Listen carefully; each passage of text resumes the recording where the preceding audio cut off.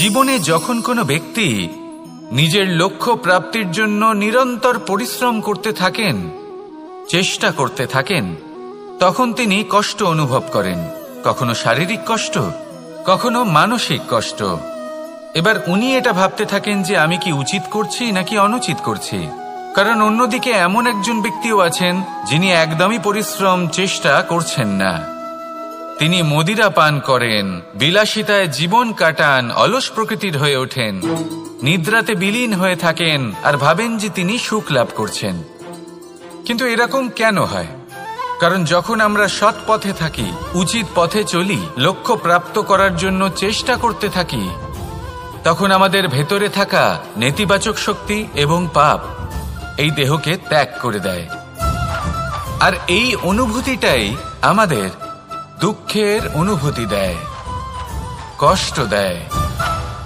এবার সেখানে যদি আমরা কুপথে চলি, অনুচিত পথে চলতে থাকি, তাহলে আমাদের ভেতরে থাকা পুণ্য এবং ধনাত্মক শক্তি আমাদের দেহ ত্যাগ করে দেয়। আর এই অনুভূতির কারণেই আমরা সুখ অনুভব করি। কিন্তু কখনো ভাববেন যে এই সুখ বেশি সময় পর্যন্ত থাকে না। সেই জন্য সবসময় মনে রাখবেন, যদি আপনি জানেন যে এটাই আপনার লক্ষ্য, এটাই উচিত পথ, শুভ পথ, তাতে নিরন্তরভাবে এগিয়ে যেতে চেষ্টা করতে থাকুন। এই কষ্ট আপনাকে সুখের পরাকাষ্ঠায় কখন পৌঁছে দেবে তা আপনি জানতেই পারবেন না।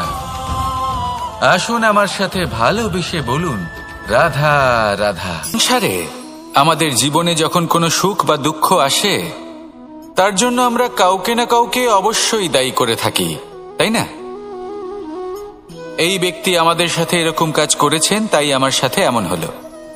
ওই ব্যক্তি যদি এমনটা না করতেন, তাহলে আজ আমি ওই স্থানে পৌঁছতে পারতাম।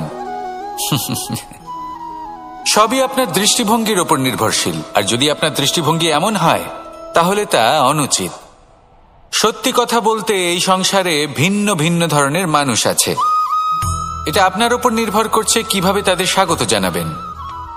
একবার ভাবুন, আমি আমার দুটো হাত সামনে নিয়ে এলাম, দুটো মুঠো খুলে দিলাম। দুই প্রকারের মানুষ আসবেন, কিছু না কিছু দিয়ে যাবেন। এই মুঠো যদি আমি বন্ধ করে দিই, তাহলে না কেউ আমাকে কিছু দিতে পারবে, না আমার কিছু যাবে আসবে। নিশ্চয়ই বুঝতে পারছেন এই দুই ধরনের ব্যক্তি কারা এবং তারা কি দিয়ে যান। আমি যদি নিজের মুঠো খুলে দিই, তাহলে কিছু ভালো মানুষ আসবেন, আমাকে আনন্দ, সন্তুষ্টি, জ্ঞান প্রদান করে যাবেন, ভালো অভিজ্ঞতা দিয়ে যাবেন। কোনো খারাপ ব্যক্তি যদি আসেন, তাহলে তিনিও খারাপ অভিজ্ঞতা দেবেন, যার থেকে আমি শিক্ষা লাভ করব। এই সব কিছু আমি লাভ করতে পারি। মুঠো যদি বন্ধ করে রাখি, তাহলে আমি কিছুই পাবো না। দেখুন, এই সংসারে প্রত্যেকের জীবনে এইরকম। প্রত্যেকের জীবনে সবকিছুই আছে, ভালো খারাপ দুই মানুষই আছে। ভালো অভিজ্ঞতা আছে, খারাপ অভিজ্ঞতা আছে। নির্ভর করছে আপনার উপর যে আপনি কি করবেন, এনাদের স্বাগত কিভাবে জানাবেন, কার থেকে কি বুঝবেন, কি শিখতে পারবেন, আর কোন দৃষ্টিভঙ্গি নিয়ে অগ্রসর হবেন। এটাই নির্ধারণ করবে যে আপনার জীবন কেমন হবে। আসুন আমার সাথে ভালোবেসে বলুন, রাধা রাধা। মানুষ জন্মগ্রহণ করে, তার সাথে ভয়েরও জন্ম হয়। ছোটবেলা থেকেই আমাদের মনে কোনো না কোনো প্রকারের ভয় থেকেই যায়। কেউ এই বিষয়ে ভয় পায় যে তার কোনো বস্তু তার থেকে দূরে চলে যাবে। কেউ এই বিষয়ে ভয় পায় যে আমি নিজেকে হারিয়ে ফেলব। কেউ এই ভেবে ভয় পায় যে আমার প্রিয়জনেরা তারা যেন আমার থেকে দূরে না চলে যায়। কেউ এই ভেবে ভয় পায় যে আমরা যেন পথ না হারিয়ে ফেলি, আদি ইত্যাদি। কিন্তু সত্যি কথা বলতে, ভেবে দেখুন এই ভয় বাস্তবে কি? শুধুই একটা মনস্থিতি, আর কিছুই নয়। যা কিছু আপনি জীবনে পেয়েছেন, তা একদিন আপনাকে হারাতে হবে। এই জীবন হলো আপনারই, কিন্তু তাও একদিন সমাপ্ত হবে। তাই ভয় পেয়ে কি লাভ? এই ভয় শুধু আপনাকে জীবন যাপন করা থেকে বাধা দিচ্ছে, আর কিচ্ছু নয়। পথ হারিয়ে ফেললেই বুঝতে পারবেন যে নতুন পথ কিভাবে বানাতে হয়। কিছু মানুষকে জীবন থেকে হারালে তবেই আপনি বুঝবেন যে আপনার আপনজনকে। এই ভয়ের কারণে ভীত হয়ে থাকবেন না। এই তারা নক্ষত্র অন্ধকারের অভাবে গুরুত্ব হারায়। শিবকেও মহাদেব হবার জন্য বিষ পান করতে হয়েছিল। প্রত্যেক পরিস্থিতি, প্রত্যেক সাফল্য আপনার পরীক্ষা নেবে, তাতে উত্তীর্ণ হওয়া হলো আপনার কর্ম। যখনই আপনি ভয় পাবেন বা সংকটের সম্মুখীন হবেন, তখন সাহসের সাথে তার সম্মুখীন হন। মনে রাখবেন, যে সম্মুখীন হতে জানে, সাফল্য তার সাথে সবসময় থাকে। আসুন আর আমার সাথে ভালোবেসে বলুন, রাধা রাধা। এই সংসারে সব থেকে বেশি কোমল বস্তু হলো রেশম। এই রেশম এতটাই কোমল হয় যে এর পুরো একটা থান শুধুমাত্র একটা হাতে ধরা সম্ভব। কখনো ভেবে দেখেছেন এই রেশম কিভাবে হয়? একটি কীট তার লালার দ্বারা উৎপন্ন হয়। এই কীট সেই রেশমকে পাক দিতে থাকে, পাক দিতেই থাকে, আর আস্তে আস্তে তার মধ্যেই জড়িয়ে পড়ে। শেষে ওর এই সুন্দর অমূল্য সৃষ্টি রেশমের এই সুতো, তার নির্মাণ কার্য পূর্ণ হয়, কিন্তু তাতেই ও নিজে বন্দী হয়ে যায়। নিজেরই মায়াজালের এই বন্দী গৃহে নিজেই ফেঁসে যায়। এবার এই সুতোকে ব্যবহারযোগ্য করে তোলার জন্য এই কীটগুলিকে এই কবচের সাথেই ফুটন্ত জলে ফেলে দেওয়া হয়। এই সংসারে যদি আমাদের স্বপ্ন এই সংসারের দুঃখ হরণ করার জন্য, এই সংসারে সুখ বিতরণ করার জন্য হয়, তবেই আমাদের প্রগতি সম্ভব। যদি আমাদের এই স্বপ্ন শুধুই আমাদের এবং আমাদের স্বার্থ সিদ্ধির জন্য হয়, তাহলে এই স্বপ্ন আমাদের অন্ধ করে দেবে, আমাদের অন্ধকারের পথে নিয়ে যাবে, আর আমরাও সেই কীটের মতো হয়ে যাব। নিজেদেরই মায়াজালে আমরা নিজেই ফেঁসে যাব, আর শেষে আমরা যদি কিছু লাভ করি তা হবে একাকিত্ব, অন্ধকারময় মৃত্যু। তাই স্বপ্ন অবশ্যই দেখুন, কিন্তু এমনভাবে স্বপ্ন দেখবেন না যে তার এই বন্দিগৃহে আপনি নিজেই ফেঁসে গেলেন। স্বপ্ন দেখুন পরোপকারের, পরমার্থের, সবাইকে উদ্ধারের, অন্ধকারের নয়। তবেই কল্যাণ হবে, আর তবেই এই হৃদয় প্রসন্ন হয়ে বলবে, রাধা রাধা। প্রত্যেক মানুষ নিজের জীবনে হীরক তথা হীরে এবং দর্পণ এই দুই দেখেছেন। এই দুই হলো সাদা, এবং এরা দুজনেই আলোর প্রতিফলন ঘটায়, এবং এরা দুজনেই উজ্জ্বল হয়ে ওঠে। আপনি হয়তো মনে মনে ভাবছেন যে এটা কি ধরনের তুলনা করছি। একটা হীরে তো রত্ন, তার মূল্য দর্পণের থেকে অনেক গুণ বেশি, কিন্তু হীরে থাকাতে দর্পণের মূল্য কিন্তু কোনো অংশে কমে যায় না, তাই না? মানুষ যখন হীরে নিজের হাতে নেয় তখন সবার আগে কি খোঁজে? দর্পণ, যাতে তার মধ্যে দিয়ে দেখে সে বুঝতে পারে যে সেই হীরে আদৌ তার শোভাবর্ধন করছে কিনা, তাকে ভালো দেখাচ্ছে কিনা, প্রসাধনের জন্য সেটা ব্যবহার করা ঠিক হবে কিনা। অর্থাৎ হীরের উপস্থিতিতে দর্পণের গুরুত্ব কম হলো না, দর্পণের কারণে হীরের মূল্য বোঝা গেল। আমাদের জীবনেও ঠিক এরকমই ঘটে। আপনারা যদি সংসারে নিজের আশেপাশে দেখেন, এমন অনেক মানুষ দেখতে পাবেন যারা নিজেদের ক্ষেত্রে মহান স্থানে পৌঁছেছেন, নিপে মনে করবেন না। আসুন আর আমার সাথে ভালোবেসে বলুন, রাধা রাধা। মানুষ যখন এই সংসারে প্রবেশ করে, অর্থাৎ জন্মগ্রহণ করে, তখন নিশ্চিন্তে থাকে, আনন্দে থাকে। কিন্তু যেই মাত্র তার মধ্যে বোধশক্তি আসে, তখন সে চিন্তা করতে শুরু করে। চিন্তা ভবিষ্যতের, সেই সমস্ত বিষয় নিয়ে চিন্তা করে যা ওর হাতে নেই। তারপর বড় হয়, বিবাহ সম্পন্ন হয়, গৃহস্থ জীবন যাপন করে, তারপর আবার চিন্তায় মগ্ন হয়ে যায়। ভাবে, এই যে আমার পরিবার, আমি কি ঠিকমতো তার খেয়াল রাখতে পারছি? কাল যখন আমি এই সংসার থেকে চলে যাব, তখন আমার এই পরিবারের দেখাশোনা কে করবে? শেষ পর্যন্ত এই পরিবার তো আমারই উত্তরদায়িত্ব। যাক, আপনাকে একটা প্রশ্ন করি। এই সংসারে আসার পূর্বে আপনি কি এই প্রশ্ন করেছিলেন, এটা ভেবেছিলেন যে আমাকে ছাড়া এই সংসার কিভাবে চলবে? করেননি, তাই তো?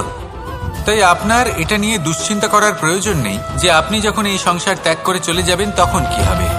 আপনি যখন ছিলেন না তখনও এই সংসার চলছিল, আপনি যখন এই সংসার ত্যাগ করবেন তখনও এই সংসার চলতে থাকবে। যদি কোনো বিষয়ের প্রভাব থাকে তা হলো আপনার আজকের তথা বর্তমানের কর্ম, অর্থাৎ আজ আপনি কি করছেন।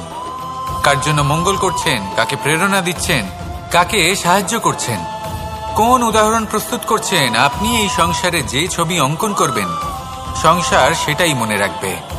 তাহলে শুধু সৎকর্ম করুন, মঙ্গল করতে থাকুন, আর আমার সাথে ভালোবেসে বলুন, রাধা রাধা। একবার একটা শেয়াল বনে বিচরণ করছিল। ও একটা ছোট্ট শাবক দেখতে পেল। ও ভাবলো, আজ একেই আমি খাবার হিসেবে গ্রহণ করব। আশেপাশে দেখলো কেউ দেখছে না, তো কেউ ছিল না, আর সেই শাবকের ওপর আক্রমণ করলো, যা হলো একটা ঘোর অপরাধ। বনের নিয়ম অনুসারে আপনি কখনোই শাবকের ওপর আক্রমণ করতে পারেন না।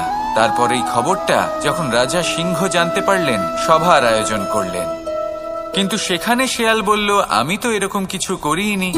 কিন্তু যদি আপনি এরকম বলেন, কোনো প্রমাণ দিন, এর কোনো সাক্ষী আছে? তখন রাজা সিংহ পেঁচাকে ডেকে পাঠালেন, যে সেই মুহূর্তে বৃক্ষের শাখার ওপর বসেছিল। সে সব কিছু দেখেছিল। পেঁচা সব সত্যি কথা বলল, আর শেয়ালকে মৃত্যুদণ্ড দেয়া হলো। এবার এই কাহিনী আমি আপনাকে কেন শোনালাম? কারণ মানুষও কখনো কখনো এরকম কর্ম করেন যা শিয়াল করেছে। এটা ভাবেন কেউ দেখছে না, যখন আমি অনুচিত কর্ম করতেই পারি। কিন্তু না, আপনি যাই করুন না কেন, কেউ না কেউ অবশ্যই তা দেখছে। কোনো ব্যক্তি না হলেও কোনো প্রাণী, না হলে কোনো যক্ষ বা দেব বা প্রেত। যদি এনারা কেউ না দেখেন, তাহলে ধরিত্রী মাতা দেখেন, যেখানে দাঁড়িয়ে আপনি সেই কর্ম করছেন, তাই না? তাই একটা কথা সবসময় মনে রাখবেন, কে দেখছেন কে দেখছেন না সেই বিষয়ে ভাবা ছেড়ে দিন। এটা খুব সহজ কথা। আপনি যদি উচিত কর্ম করেন, উচিত ফল পাবেন। যদি অনুচিত কর্ম করেন, তাহলে আপনি অনুচিত ফল অবশ্যই পাবেন। সেই জন্য উচিত পথে চলতে থাকুন, উচিত কর্ম করতে থাকুন, আর আমার সাথে ভালোবেসে বলুন, রাধা রাধা। সুখ, দুঃখ এবং শক্তি, এই তিন হলো এই সংসারের ত্রিদেবের মতো। আমাদের জীবনে যা কিছু ঘটছে, এই তিনটির ভিত্তির উপরেই হচ্ছে। আসলে এই সংসারের একটা নিয়ম আছে। যখনই আপনি কিছু লাভ করেন, এই সংসার আপনার পরীক্ষা নেয়। এটা জানার জন্য আপনার পরীক্ষা নেয় যে আপনি যা কিছুই লাভ করেছেন, আপনি কি আদৌ সেটার যোগ্য কিনা। ঠিক সেইভাবেই এই সুখ, দুঃখ এবং শক্তি আপনার পরীক্ষা নিয়ে থাকে। যখন সুখ আসে, তখন সে আপনার পরীক্ষা নেয় যে আপনার মধ্যে অহংবোধ জাগ্রত হয়নি তো। যদি অহংবোধ চলে আসে, তাহলে সুখ সেখানেই সঙ্গ ত্যাগ করে।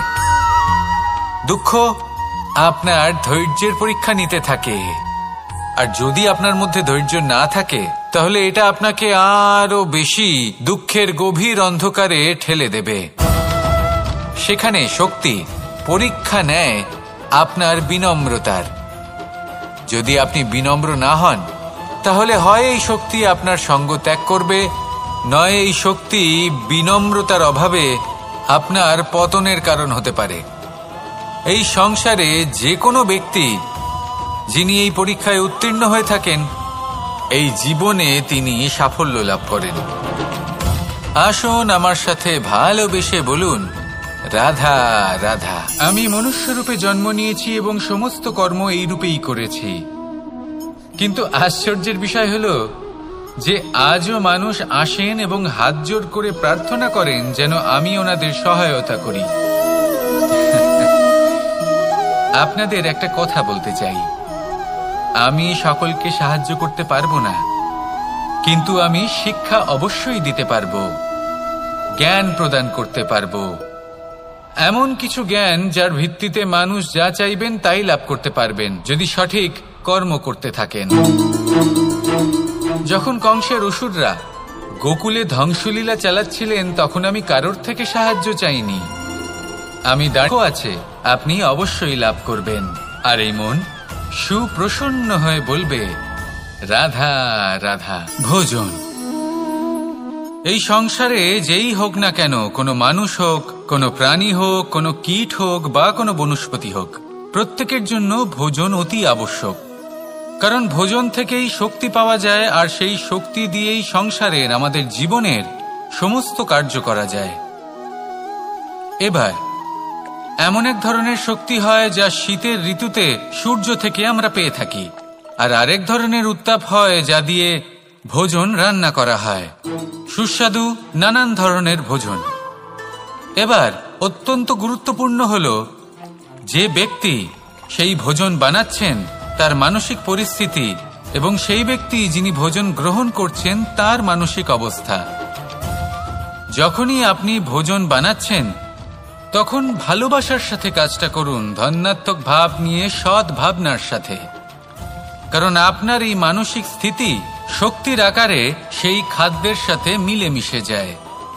আর যখনই আপনি ভোজন গ্রহণ করছেন তখন সদ্ভাবনার সাথে, প্রসন্নতার সাথে গ্রহণ করুন, ধন্যাত্মক ভাব নিয়ে।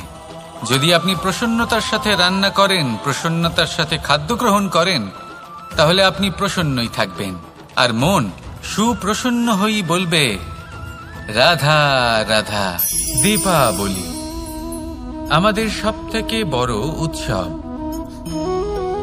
শ্রীরাম রাবণকে পরাস্ত করে 14 বছরের বনবাস কাটিয়ে আবার অযোধ্যায় ফিরে এলেন অমাবস্যার রাত্রে। অযোধ্যায় সবাই খুব প্রসন্ন ছিলেন, খুবই উৎসাহিত ছিলেন। অযোধ্যায় সহস্র প্রদীপ প্রজ্বলিত করা হয়েছিল এই উৎসবে। একে আমরা দীপাবলি বলে থাকি। এবার এই বিষয়ে আমরা সকলে জানি। আপনি কি এটা জানেন যে শ্রীরাম বাস্তবে অমাবস্যার এক রাত আগেই অযোধ্যায় পৌঁছে গেছিলেন? সবার সামনে অমাবস্যার রাতে এসেছিলেন। এর কারণ কি? শ্রীরাম প্রমাণ করতে চেয়েছিলেন যে যে কোনো সময়, দিন হোক বা রাত, শুভ বা অশুভ হয় না। শুভ অশুভ কিছু থাকলে তা হলো মানুষের চিন্তা, তার ভাবনা, তার নির্বাচন আর তার কর্ম। নিজেই দেখে নিন, শ্রীরাম শুভ কাজ করে ফিরেছিলেন এবং অমাবস্যার মতো গভীর এক রাত্রিকেও দীপাবলিতে পরিবর্তিত করেছিলেন। এমনটাই যদি আমরা করতে পারি, তাহলে এমন কোন গৃহে যান যেখানে অসহায় ব্যক্তি রয়েছেন, যা অন্ধকারাচ্ছন্ন, আর সেখানে প্রকাশ প্রজ্বলিত করুন। প্রকাশ সহায়তার, প্রেরণার, আশার। যদি এমন কিছু আমরা করতে পারি তাহলে তাকে প্রকৃত অর্থে দীপাবলি বলা যেতে পারে।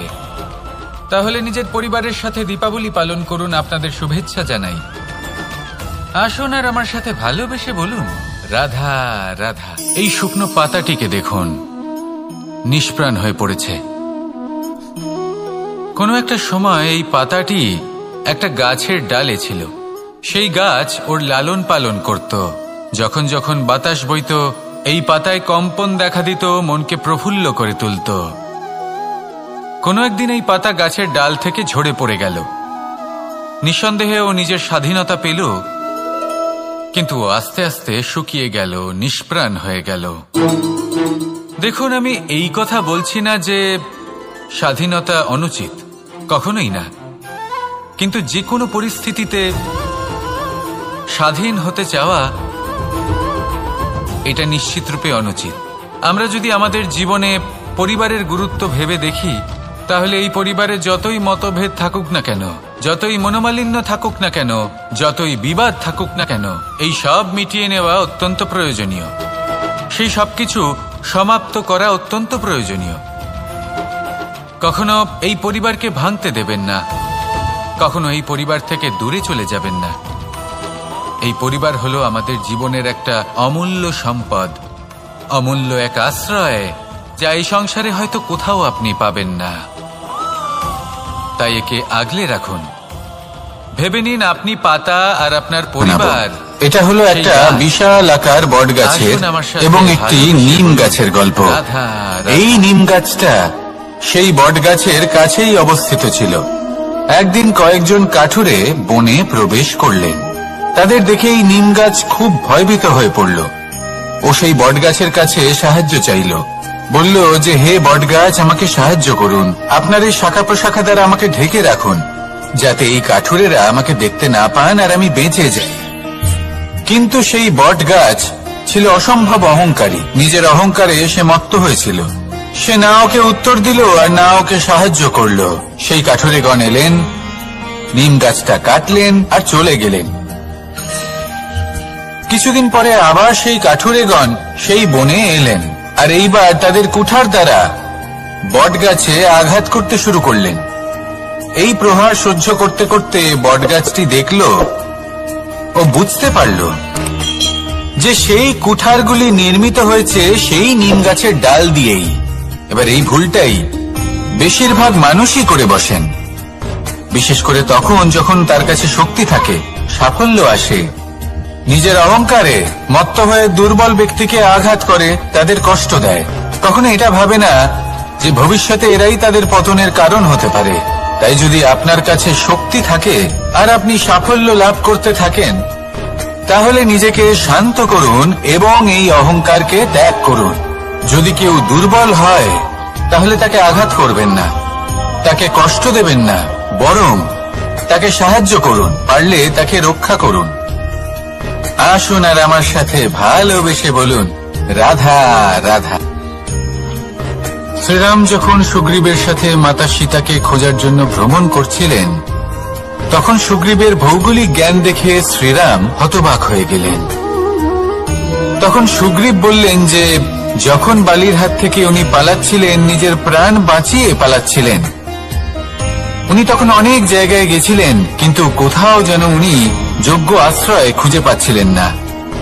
বালি সুগ্রীবের প্রাণ হরণ করতে চাইছিল, ওকে শেষ করে দিতে চাইছিল, আর সুগ্রীব শুধু নিজের প্রাণ বাঁচিয়ে পালাতে চাইছিল। এক স্থান থেকে অন্য স্থানে, সেই স্থান থেকে আবার আরেক স্থানে। এই বিপদের সম্মুখীন হতে গিয়ে সুগ্রীবের ভৌগোলিক জ্ঞান বৃদ্ধি পেল। এর অর্থ বুঝলেন আপনি? যে জীবনে যখন সমস্যা আসে, জটিলতা আসে, সেটা দেখে আমরা ত্রস্ত হয়ে পড়ি, দুঃখী হয়ে পড়ি যে এমনটা আমার সাথে কেনই বা হচ্ছে। কিন্তু দুঃখী হওয়ার কোনো প্রয়োজন নেই, কারণ এই সমস্যা আমাদের কিছু শিক্ষা দেওয়ার জন্যই আসে। সেই শিক্ষা লাভ করা খুবই প্রয়োজনীয়। সেই শিক্ষার দিকে নিজের মনোনিবেশ করুন, সেই শিক্ষা আত্মস্থ করুন, জীবনে অগ্রসর হন আর আমার সাথে ভালোবেসে বলুন, রাধা রাধা। আমাদের জীবনে সবসময় এটাই শেখানো হয় যে কখনো কারো নিন্দা করবে না, কিন্তু আজকের দিনে সত্য হলো এটাই যে প্রত্যেক ব্যক্তি কোনো না কোনো সময় কোনো না কোনো মানুষের নিন্দা করেই থাকেন। এবার আপনি কারোর নিন্দা করলে সবসময় এর অর্থ এটা নয় যে আপনার মন মলিন। কখনো কখনো এমন কিছু পরিস্থিতির জন্ম হয়, কিছু ব্যক্তি আমাদের এমন দুঃখ দেন যে সেই দুঃখের বশে আমরা নিন্দা করতে শুরু করি। এবার নিন্দার বিষয়ে এমন এক সত্য আছে যেটা জানা প্রয়োজনীয়, যেটা আমি আপনাকে একটা উদাহরণ দিয়ে বোঝাবো। আপনি কখনো একটা চিত্র অঙ্কন করতে চেষ্টা করবেন, যতক্ষণ না সেই রং আমাদের হাতে লেগে যাচ্ছে ততক্ষণ আমাদের সেই চিত্র পূর্ণই হয় না। এবার এটাই হয় নিন্দার ক্ষেত্রেও। কেউ আপনাকে যতই দুঃখ দিক না কেন, যদি আপনি কারোর নিন্দা করেন, তাহলে কোথাও না কোথাও সেই নেতিবাচক শক্তি অবশ্যই আপনার মধ্যে প্রবেশ করবে। তাহলে সেক্ষেত্রে কি করা যায়? কিভাবে অন্যের নিন্দা করা থেকে নিজেকে বিরত রাখা সম্ভব? একটাই পথ আছে, একটাই বিকল্প আছে, নিজের বিকাশ। নিজের বিকাশের পথে অগ্রসর হতে থাকুন, নিজের কাজে এতটাই নিমজ্জিত হয়ে যান যে কারো নিন্দা করার মতো কোনো সময় যেন আপনার হাতে না থাকে। তাতে আপনার মনও মলিন হবে না, আর জীবনে অনেক দরজা আপনার জন্য খুলে যাবে। আসুন আমার সাথে ভালোবেসে বলুন, রাধা রাধা। অত্যন্ত শ্রেষ্ঠ একটা কথা আছে, যদি একটা দরজা বন্ধ হয় তাহলে ঈশ্বর নিজে আমাদের জন্য আরেকটা দরজা খুলে দেন। কিন্তু কিছু মানুষ আছেন যারা এটা ভাবেন যে আমার সাথে তো এরকম হলোই না, আমাদের জন্য তো কোনো নতুন দরজা খুললো না, কোনো নতুন পথ আমরা খুঁজে পেলাম না। সেই বিষয়ে আমরা চিন্তা করি, দুঃখ পাই যে এরকম কেন হলো। কখনো কখনো নতুন দরজা উন্মুক্ত হয়, কিন্তু পুরনো যে বন্ধ দরজা আছে তার সামনেই আমরা দুঃখী হয়ে বসে থাকি, আর এমন ভাবে বসে থাকি যে নতুন দরজার দিকে আমাদের চোখই যায় না। কখনো কখনো ঈশ্বর জেনে শুনেই আমাদের জন্য নতুন দরজা, নতুন পথ উন্মুক্ত করেন না, কারণ তিনি চান যে আমরা যেন পরিশ্রম করি, কর্ম করি, নিজেকে আরো বেশি শ্রেষ্ঠ করে তুলি, সক্ষম হই, আর নিজের পথ আমরা নিজেই খুঁজে নিই। কখনো কখনো এমনও হয় যে ঈশ্বর চান যে আমরা যেন সেই পথে চলতে শুরু করে দিই। ভবিষ্যতে গিয়ে ঈশ্বর আমাদের সবকিছুই প্রদান করেন। মনে রাখবেন, যে ব্যক্তি নিজের বাড়িতে এসে নিজের দুঃখ নিয়ে বিলাপ করতে থাকেন, সুখ তার দরজায় পৌঁছে গিয়েও বন্ধ দরজা দেখে ফিরে চলে যায়। তাই দুঃখ আমাদের সকলের জীবনে আছে, কিন্তু সেই দুঃখকে আঁকড়ে ধরে বসে থাকবেন না, তাহলে আপনি আসন্ন সুখও ভোগ করতে পারবেন না। আসুন আমার সাথে ভালোবেসে বলুন, রাধা রাধা। জীবনে কখনো আমরা বিজয়ী হই, কখনো আমরা পরাজিত হই, কখনো সুখ আসে, আবার কখনো দুঃখও আসে। আর যখন দুঃখ আসে তখন আমরা আমাদের এই দুঃখ কারোর সাথে ভাগ করতে চাই। আমরা কারোর সাথে নিজের দুঃখ ভাগ করে নিই, আর সেই ব্যক্তি আমাদের দুঃখ নিয়ে উপহাস করে। তখন আমরা আরো দুঃখী হয়ে যাই। আমরা এই সংসারকে দোষ দিতে থাকি, কিন্তু এতে সংসারের কোনো দোষ নেই। ভুল আপনার যে আপনি কোনো কুপাত্রকে নির্বাচন করেছেন দুঃখ ভাগ করার জন্য। মনে রাখবেন, যদি আপনার শরীরে ক্ষতস্থান তৈরি হয় এবং সেই ক্ষত নিয়ে আপনি প্রত্যেক জায়গায় ঘুরে বেড়ান, প্রত্যেক বাড়িতে আপনি ওষুধ হয়তো নাও পেতে পারেন, কিন্তু সেখানে নুন আপনি অবশ্যই পাবেন। সেই জন্য যখনই দুঃখ পাবেন, শুধু সেই ব্যক্তিদের কথা মনে করুন যারা আপনার দুঃখ, আপনার যন্ত্রণাকে বুঝতে পারবে, যারা আপনার সহায় হওয়ার জন্য প্রস্তুত, আপনাকে সাহায্য করার জন্য প্রস্তুত, আপনার অন্তরকে প্রেরিত করতে প্রস্তুত। তাদের কাছে নয় যারা আপনার দুঃখ নিয়ে উপহাস করে। আসুন আর আমার সাথে ভালোবেসে বলুন, রাধা রাধা। প্রত্যেক মানুষ সাফল্যের শিখরে পৌঁছতে চান, প্রত্যেকেই তার জন্য চেষ্টা করেন, প্রত্যেকেই এটা চান যে নিজের নিজের ক্ষেত্রে আমি সর্বোচ্চ শিখরে পৌঁছব। এবার সবসময় আমাদের প্রতিভা পূর্ণরূপে আমাদের সহায়ক হতে পারে না। কখনো কখনো আমরা সেই কাজ একা করতে পারি না, কখনো কখনো আমাদের সাহায্যের প্রয়োজন পড়ে। আর ঠিক এমন সময় বেশিরভাগ মানুষ ভুল করে ফেলেন। আর ভুল হলো এটাই যে কিছু ব্যক্তি এতটাই তাড়াতাড়ি সাফল্যের শিখরে পৌঁছতে চান যে কারোর হাত ধরে পরবর্তী সিঁড়িতে ওঠার বদলে তিনি কারোর পা ধরে ওপরে যাওয়াটাই শ্রেয় বলে মনে করেন। এবার সাফল্য দুজনেই লাভ করেন, কিন্তু কাহিনীর এখানে সূত্রপাত ঘটে। যে ব্যক্তি কারোর হাত ধরে ওপরে পৌঁছন, সে অন্যের জন্য নিজের হাতটা বাড়িয়ে দেন, তাকে সাহায্য করেন, তাকে প্রেরণা প্রদান করেন। নতুন সম্পর্ক তৈরি হয়, বন্ধুত্বের বৃদ্ধি ঘটে, এবং এই শ্রেষ্ঠ সম্পর্কগুলির সাথে উনি শ্রেষ্ঠ জীবন যাপন করেন। অন্যদিকে সেই ব্যক্তি যে কারোর পা ধরে সাফল্য অর্জন করেছিলেন, সেই ব্যক্তি শুধু একজন দাস হয়ে থেকে যান, শুধু তাকে দেওয়া সমস্ত আদেশ পালন করেন তিনি। তার নিজের কোনো ব্যক্তিত্ব গড়ে ওঠে না। সেই জন্য আপনি যখনই সাফল্যের পথে অগ্রসর হচ্ছেন, তখন পথ নির্বাচন সঠিকভাবে করুন, কারণ সাফল্যের ঊর্ধ্বেও একটি অন্য জীবন আছে। আসুন আমার সাথে ভালোবেসে বলুন, রাধা রাধা। জীবনের আরম্ভ থেকে জীবনের শেষ পর্যন্ত হলো একটা যাত্রা। আর এই যে যাত্রা, সেই যাত্রা পথের মাঝেও আমরা অনেক নতুন যাত্রা নির্ধারিত করি, অন্য অনেক লক্ষ্য লাভ করি। এবার প্রশ্ন হলো যে লক্ষ্য বেশি গুরুত্বপূর্ণ নাকি যাত্রা? কেউ বলবে লক্ষ্য বেশি গুরুত্বপূর্ণ, কারণ তার জন্যই আমরা এই যাত্রা স্থির করি। কেউ বলবে যাত্রা বেশি গুরুত্বপূর্ণ, কারণ এই যাত্রা পথে চলতে চলতে আমরা অনেকগুলো শিক্ষা লাভ করি, কর্ম করার জন্য অনেক দিশা খুঁজে পাই। এবার লক্ষ্য এবং যাত্রা এই দুই গুরুত্বপূর্ণ, কিন্তু আরো একটা তথ্য আছে অত্যন্ত গুরুত্বপূর্ণ, যেটা বুঝে নেওয়া খুব প্রয়োজনীয়। আর সেটা হলো আপনার জীবন সাথী। সেই সাথী যে জীবনের সব পদক্ষেপে আপনার সাথে চলবে, আপনার সাথে থাকবে। সেই ব্যক্তির মধ্যে যদি করুণা থাকে, ভালোবাসা থাকে, তাহলে সে আপনাকে সাহায্য করবে, আপনার জন্য আপনার লক্ষ্য নির্ধারণ করবে, আপনাকে জীবনে একটা উচ্চ স্তরে নিয়ে যাবে। কিন্তু যদি সেই ব্যক্তি এর বিপরীত হন, তাহলে কোথাও না কোথাও তাকে পেতে পেতে, তার সাথে থাকতে থাকতে আপনি নিজের লক্ষ্য ত্যাগ করে দেবেন। তাই পথ এবং লক্ষ্য এই দুই নির্বাচন করুন, কিন্তু যখন আপনি জীবন সাথী নির্বাচন করবেন তখন কিছুটা সাবধানে, না হলে আপনার অভিজ্ঞতা সুখময় নয়, অত্যন্ত দুঃখজনক হতে পারে। আসুন আমার সাথে ভালোবেসে বলুন, রাধা রাধা। সকলের মন আনন্দে ভরিয়ে তোলে কোকিলের মধুর স্বর, কিন্তু এই মধুর স্বর আমরা বর্ষাকালে শুনতে পাই না কেন?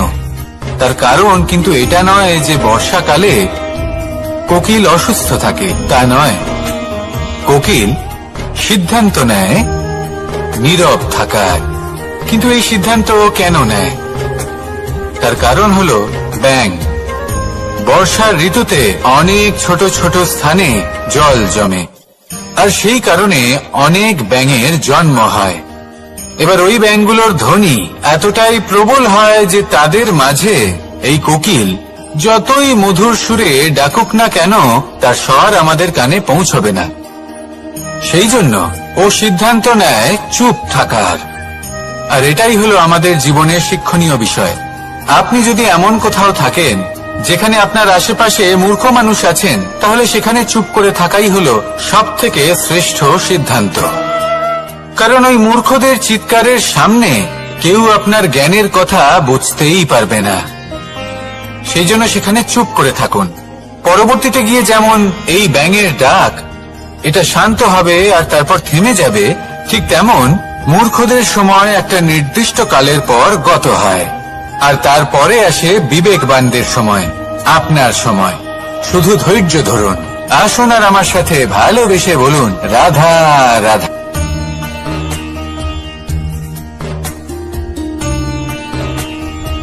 সত্য, এই সত্য আসলে কি? কেউ বলবেন যা অসত্য নয় তাই হলো সত্য, কেউ বলবেন সেটা যার ভিত্তিতে আমরা বেঁচে আছি তাই হলো সত্য। কিন্তু সত্য আসলে কি? তার থেকেও বেশি গুরুত্বপূর্ণ হলো এটা বুঝতে পারা যে সত্যের ব্যবহার কিভাবে করা উচিত। যদি আপনার কাছে সত্য থাকে বা আপনি সত্য জেনে থাকেন আর আপনি তার ব্যবহার করেন, সদ্ব্যবহার করেন সংসারের জন্য, তাহলে আপনি এই সমস্ত সংসারের অনেক ঊর্ধ্বে চলে যাবেন। কিন্তু যদি আপনি সত্য জানেন আর তার দুর্ব্যবহার করেন, তাহলে আপনি সমস্ত সংসারের পক্ষে ক্ষতিকারক হয়ে উঠতে পারেন। তাই মনে রাখবেন, সত্য যতটাই কোমল, অর্ধ সত্য হলো ততটাই কঠোর। এই অর্ধ সত্য সমস্ত সংসারের বিনাশ ঘটাতে পারে। সেই জন্য জীবনে সত্যের বিষয়ে সম্পূর্ণ সত্য জানতে শিখুন। এ হলো অত্যন্ত গুরুত্বপূর্ণ। এই সত্য তার নিজস্ব দাবি হলো আপনি সাবধানে থাকুন। তাহলে আসুন আর আমার সাথে ভালোবেসে বলুন, রাধা রাধা। পঞ্চমহাভূত জীবন রচনায় এর অবদান অনস্বীকার্য। এই পঞ্চমহাভূত আসলে কি? জল, বায়ু, অগ্নি, মাটি আর আকাশ। এবার শুধুমাত্র জীবন রচনায় এর অবদান আছে তা নয়, শুধু শরীর রচনাতে এর যোগদান আছে তা নয়, বরং এরা হলো আমাদের জীবনের সব থেকে বড় শিক্ষক। এবার আপনারা সকলে চমকে যাবেন। হয়তো আপনারা এই দৃষ্টিভঙ্গি দিয়ে কখনো দেখেননি। আমি আজ আপনাদের বোঝাবো। এদের মধ্যে সব থেকে বড় তত্ত্ব জল। এ আমাদের কি শেখাচ্ছে? এই জল, এর নামই হলো জল, কিন্তু এ কখনোই আমাদের জ্বালায় না, আমাদের জ্বলনের কারণ হয় না। তাহলে কি করে? আমাদের তৃষ্ণা মেটায়, আমাদের শীতলতা প্রদান করে, জীবন দান করে। এর দ্বারা আমরা কি শিক্ষা লাভ করি? যে আপনার উৎপত্তি যেখান থেকেই হোক না কেন, আপনি যেখানেই জন্মগ্রহণ করুন না কেন, আপনার কর্ম সর্বদা শ্রেষ্ঠ হওয়া উচিত। আপনি জলকে যে কোনো পাত্রে রাখুন না কেন, সে সেই অনুসারেই নিজের আকার ধারণ করে নেয়। এর দ্বারা আমরা কি শিক্ষা পাই? এই শিক্ষাই পাই যে যে কোনো পরিস্থিতিতেই নিজেদের মানিয়ে নিতে হবে, নিজেকে সেরকম করে নিতে হবে। যে দেশেই থাকি না কেন, যে স্থানেই থাকি না কেন, যে পরিস্থিতিতেই থাকি না কেন, যে ব্যক্তির সাথেই থাকি না কেন, আমাদের সুখময় হয়ে জীবন অতিবাহিত করা উচিত। দেখুন, আমাদের কত বড় একটা শিক্ষা দিল এই জল, যা আমরা কোনোদিন দেখতেই পাইনি। নিজেকে জলের মতোই করে তুলুন। সুখের ধারায় স্বাচ্ছন্দ্যে প্রবাহমান হতে থাকবেন আপনি। নিজের আকারকে ভেঙে ফেলুন, নিজের সীমা লঙ্ঘন করুন। আপনি অবশ্যই একদিন মহানুভবতা অনুভব করবেন। তাহলে আসুন আর আমার সাথে ভালোবেসে বলুন, রাধা রাধা। জীবনের পঞ্চমহাভূতের দ্বিতীয় তত্ত্ব হল মাটি, ভূমি, ধরা, যে ধারণ করে, যা আমাদের সকলকে ধারণ করে, ভালো হোক বা মন্দ, নিজের কর্তব্য পালন করে। আর এটাই শিক্ষা আমাদের জন্য। আমাদেরকেও আমাদের সকল কর্তব্য পালন করতে হবে, তা সে আমাদের নিজেদের প্রতি হোক, আমাদের পরিবারের প্রতি হোক, সমাজের প্রতি হোক বা ঈশ্বরের প্রতি। এই শিক্ষা আমাদের মাটি দিয়ে থাকে। এ আমাদের পদতলে পিষ্ট হয়েও তার বদলে আমাদের বনস্পতি প্রদান করে। অগ্রসর হতে পদক্ষেপ নেওয়ার সময় আমরা পা দিয়েই ধরিত্রীকে পিছনে ঠেলি, কিন্তু এই মাটি আমাদের ঘৃণা করে না। সে আমাদের পরবর্তী পদক্ষেপের জন্য অপেক্ষা করে আর স্বাগত জানায়। আর হয়তো সেই জন্যই এই ধরাকে আমরা ধরিত্রী মাতা বলে থাকি। আর তাই এই পদবী, এই সম্মান, এই ভালোবাসা এর আকার বা এর ভারের জন্য একে প্রদান করা হয় না, প্রদান করা হয় এর স্বভাবের কারণে। আপনিও যদি ধরিত্রীর মতো হতে পারেন, যদি আপনিও নিজের সকল কর্তব্য পালন করেন, বিশ্বাসের সাথে তা স্বীকার করে নিতে পারেন, যদি অন্য কারোর সাফল্যেও আপনি প্রসন্ন হতে শিখতে পারেন, যদি আপনি একটু কষ্ট সহ্য করে অন্য কাউকে প্রসন্নতা প্রদান বা অন্য কাউকে সেবা করতে পারেন, তাহলে আপনিও মাটির মতোই মহান হয়ে উঠতে পারবেন। তাহলে আসুন আর আমার সাথে ভালোবেসে বলুন, রাধা রাধা। জীবনের পঞ্চমহাভূতের মধ্যে একটা তত্ত্ব হল বায়ু। বায়ু যাকে কিনা দেখা যায় না, বরং তাকে কিন্তু আমরা অনুভব করতে পারি। আর একে সব থেকে বেশি অনুভব করতে পারি তখন যখন বায়ু কম থাকে। বায়ু যদি লুপ্ত হয়ে যায়, তাহলে তখনই আমরা বুঝতে পারি যে বায়ু তো নেই, এ তো সমস্যার ব্যাপার। এবার এই বায়ু দ্বারা আমরা কি শিক্ষা পাই? এই বায়ু আমাদের এই শিক্ষা দেয় যে আমাদের কখনোই অহংকার করা উচিত নয়। আমরা সকলেই কখনো না কখনো চাই যে আমাদের শ্রেষ্ঠতা, আমাদের যোগ্যতা, আমাদের মাহাত্ম্য এই সংসার বুঝতে পারুক। আর নিজের মাহাত্ম্য প্রমাণ করার জন্য শক্তি দেখানোর কোনো প্রয়োজন নেই। কারণ যখন কোনো ব্যক্তি, এই সমাজ, এই সংসার আপনাকে নিজের থেকে দূরে করে দেবে, আপনার থেকে দূরে চলে যাবে, তখন আপনার মাহাত্ম্য কি তার আভাস সে নিজে থেকেই অবশ্যই পেয়ে যাবে। আপনার কিছুই করার প্রয়োজন নেই। বায়ুর মতো হয়ে উঠুন, বায়ু যার কিনা কোনো ভার নেই। কিন্তু যখন সময় আসে, যখন সে তুফানের রূপ নেয়, তখন অত্যন্ত বড় বড় বিধ্বংসী কাজ সে করে ফেলে। আর তখন এর শক্তির কোনো তুলনাই হয় না। বায়ু যে নিজের সঞ্চালন দ্বারা পৃথিবীকে প্রাণ দেয়, নিজের পরিবহন দ্বারা এই মেঘ সৃষ্টি করে, এই ধরিত্রীর তৃষ্ণা নিবারণ করে। বায়ুর মতো যদি আপনি হয়ে উঠতে পারেন, তাহলে হালকা হয়ে যাবেন, ওপরে উঠতে পারবেন এই সংসার, এই ভৌতিকতা, এই মোহ মায়া থেকে। আর তখন আপনি বুঝতে পারবেন যে প্রেম কাকে বলে। তখন আপনি বুঝবেন যে দান করাই হলো জীবন। তাহলে আসুন আর আমার সাথে ভালোবেসে বলুন, রাধা রাধা। জীবনের পঞ্চমহাভূতের মধ্যে একটা তত্ত্ব হল আকাশ। আকাশ যা কিনা নিরাকার, যার কোনো আকার নেই। আকাশ যা হলো অনন্ত। আর আমাদের সবসময় মনে হয় যে এই আকাশ আমাদের সাথে জড়িয়ে রয়েছে। কেন? এবার এই আকাশ আমাদের জন্য কি না করে। আকাশ আমাদের ওড়বার স্বাধীনতা দেয়। আকাশ মেঘকে ধারণ করে যাতে আমাদের তৃষ্ণা মিটতে পারে। এই আকাশ সূর্য এবং চন্দ্রকে তার যথাস্থান দেয়, যাতে আমরা প্রকাশও পেতে পারি, আবার অন্ধকারও, যাতে আমাদের জীবনে সামঞ্জস্য বজায় থাকে। আকাশের থেকে অনেক কিছুই শেখার রয়েছে। যদি আমরাও আকাশের মতো হতে পারি, আমাদের আপনজনদের সেই স্বাধীনতা দিতে পারি যাতে তারা উঠতে পারেন, যাতে তারা নিজেদের স্বপ্ন পূরণ করতে পারেন, যার ফলে তারা নিজেরাই এই জীবনকে অনুভব করতে পারেন, নিজের পায়ে দাঁড়াতে পারেন, তাহলে ভাবুন আমাদের অস্তিত্ব কতটা বড় হয়ে যাবে। যদি আপনি আকাশের মতো হতে পারেন, তাহলে আপনিও আকাশের মতোই অনন্ত হয়ে উঠবেন। তাহলে আসুন আর আমার সাথে ভালোবেসে বলুন, রাধা রাধা।